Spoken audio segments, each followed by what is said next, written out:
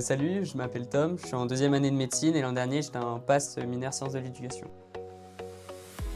C'était divisé en deux parties, donc la première c'était éducation à la santé, donc là c'est tout ce qui parlait au niveau des préventions, et la deuxième c'était sciences de l'éducation, là où on voyait comment les lycées se sont construits et où on en est pour avoir l'éducation qu'on a maintenant en France.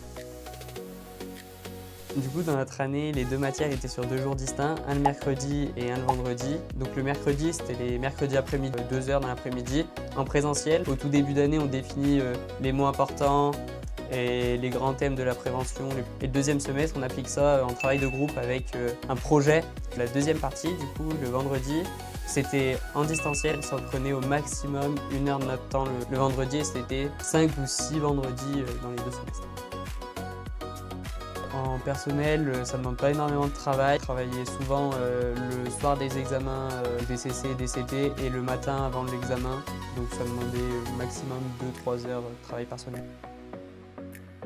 Au premier semestre, les modalités d'évaluation, c'est QCM pour les deux, pour la partie éducation à la santé et sciences de l'éducation. Au deuxième semestre, pour la partie éducation à la santé, ce sera plus le projet qu'on fera qui sera noté en présentation orale. Et pour la deuxième partie, c'est encore du QCM avec quelques questions rédactionnelles, mais c'est 2-3 lignes maximum.